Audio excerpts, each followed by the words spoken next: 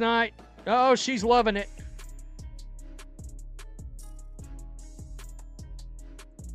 Oh yeah, oh yeah. Okay, y'all, first things first. Kelsey Mitchell for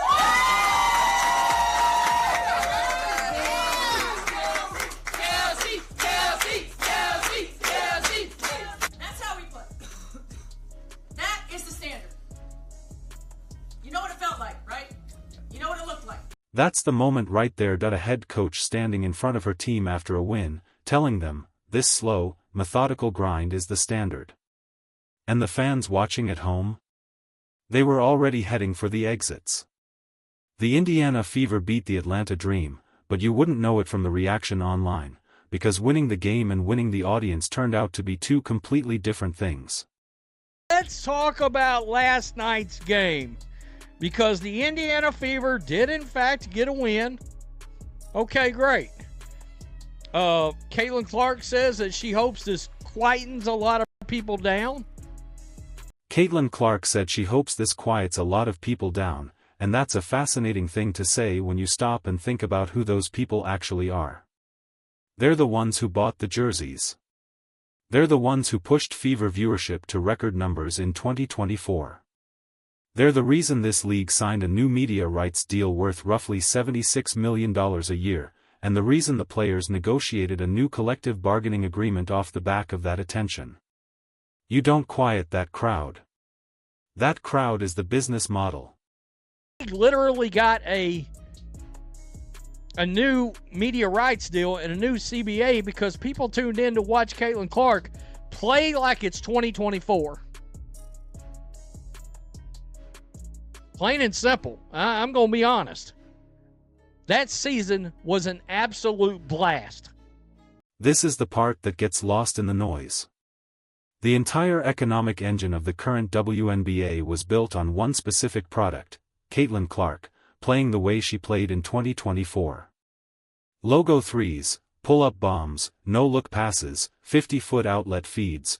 That rookie season pulled in audiences the league had never seen, with games regularly clearing 2 and 3 million viewers. Fans didn't follow her into this league to watch a half-court motion offense. They followed her to watch her be the star. So, when the offense slows to a crawl, the people who paid and feel like they got handed the wrong product.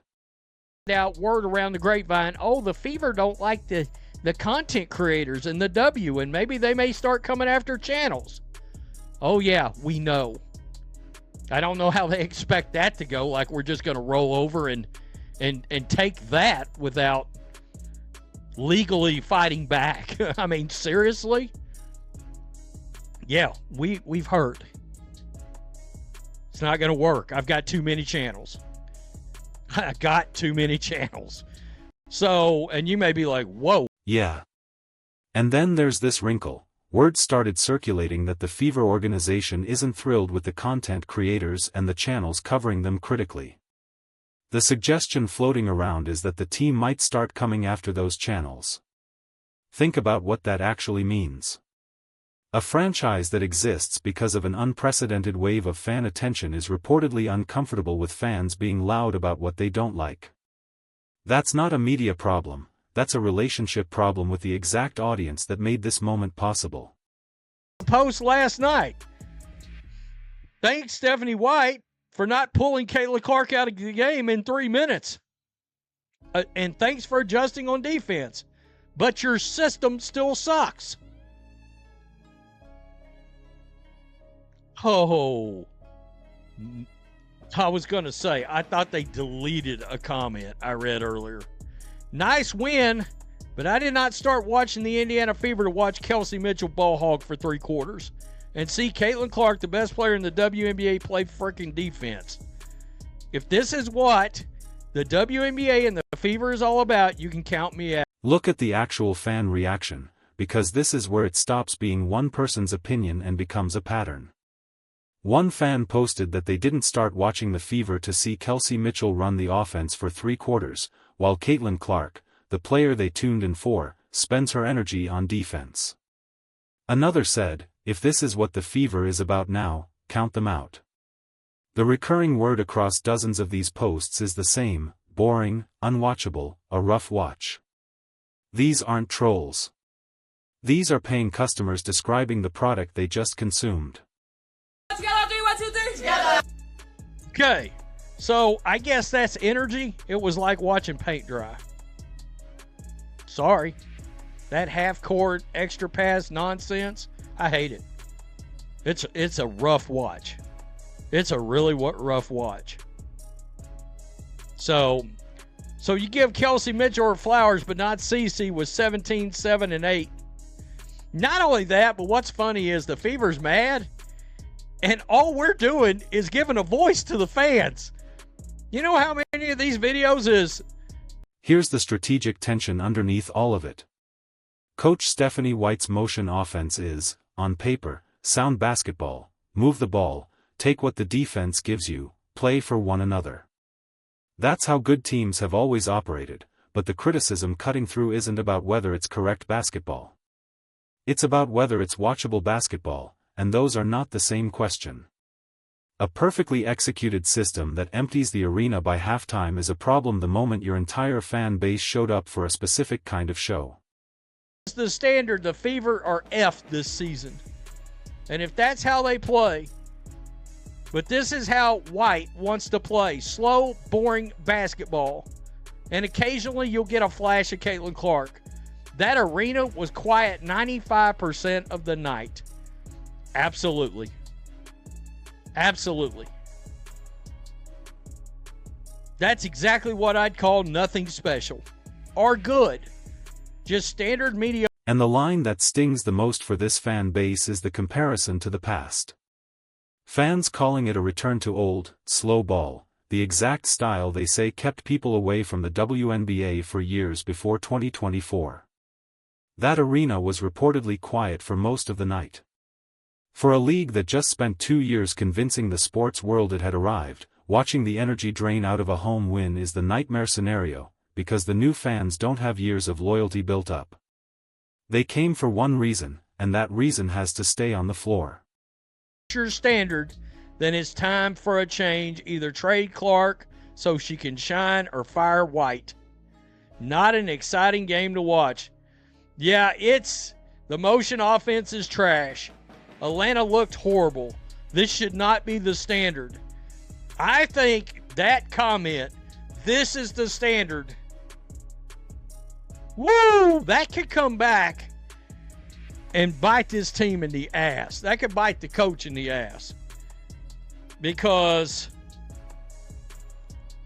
again, people want to watch what they want to watch. So, let's lay out the whole picture, because this single game exposes a problem that's much bigger than one box score. The Indiana Fever won. On paper, that's a good night. Back in the win column against the Atlanta Dream. But, scroll through the reaction and you'd think they'd lost by 30. The most common word repeated over and over by fans who paid to watch was boring, unwatchable, the most boring win since 2023. People in the live stream said they turned the game off and just stuck around to hang out. When fans tune out of a win, that's not a basketball problem. That's a business problem. And the root of it traces back to a single uncomfortable truth this league doesn't love to say out loud. The modern WNBA, the new TV deal, the bigger contracts, the sold-out arenas, was built almost entirely on the back of one player's appeal.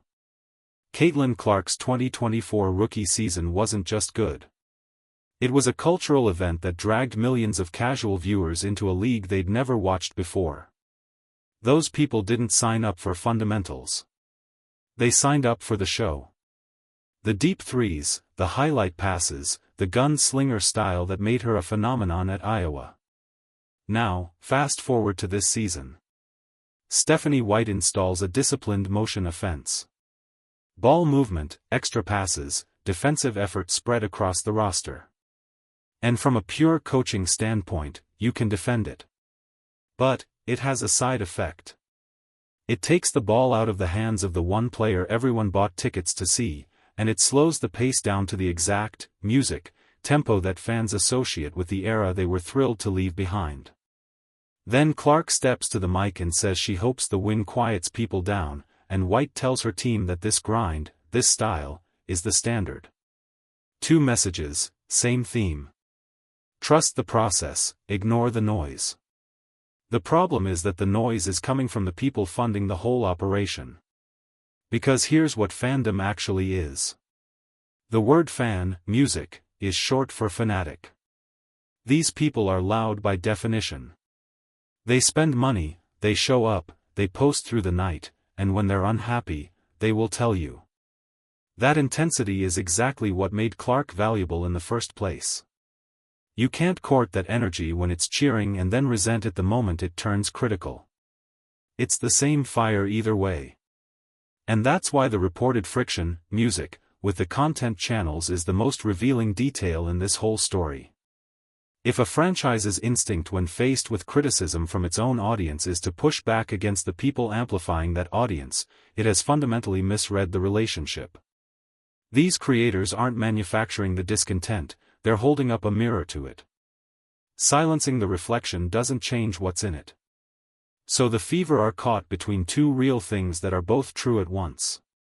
White might be building a more complete, more sustainable basketball team for the long run, and the fans might be completely right that the product on the floor is no longer the product they were sold. Good process and a bad show can coexist, and right now they're colliding in real time, which leaves one genuine question, and I want you to actually sit with it before you answer.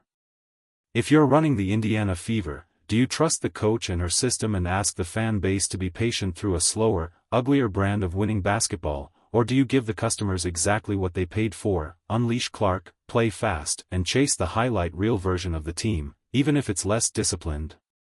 You can't have both, so pick one and tell me in the comments, music, which side you're on. And if you want to keep following how this fight between the front office, the coach, music, and the fans plays out, you know what to do.